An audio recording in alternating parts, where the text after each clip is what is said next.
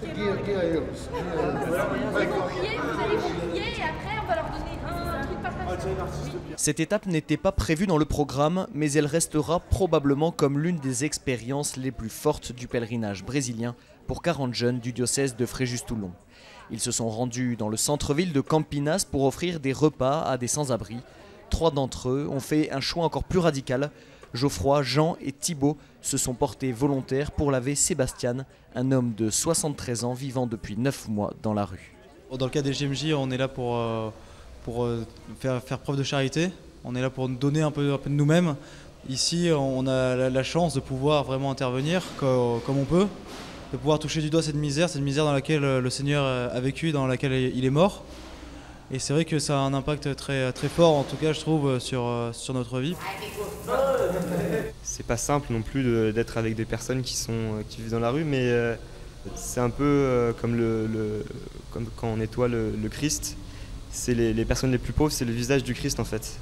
Et on a besoin de ça en tant que catholique, de vivre ces expériences. On peut comparer ça à un pèlerinage, c'est-à-dire qu'on va donner de son temps pour le Seigneur à travers une personne qui sent mauvais, qui est pas propre.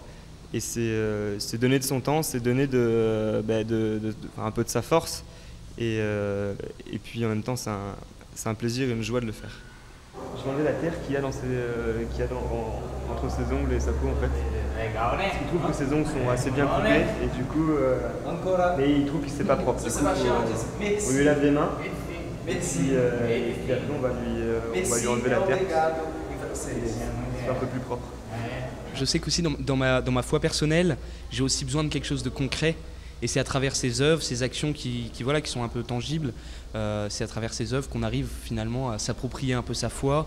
Et puis j'ai également aussi beaucoup apprécié vraiment ce partage de joie. Il y a eu des sourires échangés, il y a eu des phrases échangées, même si c'était pas toujours facile avec l'obstacle de la langue. C'est aussi toucher quelqu'un dans son intimité, parce que laver quelqu'un, il se met à nu pour nous et il avait complètement confiance en nous. C'est-à-dire que même quand moi je le rasais, j'avais la lame du rasoir sous sa glotte. J'allais pas le couper, bien sûr, j'ai essayé de pas le couper. Mais c'était vraiment le toucher dans son intimité. C'est quelque chose de très fort, et voir qu'il nous fait confiance pleinement, c'est extraordinaire. Alors que nous sommes étrangers, il nous connaît pas.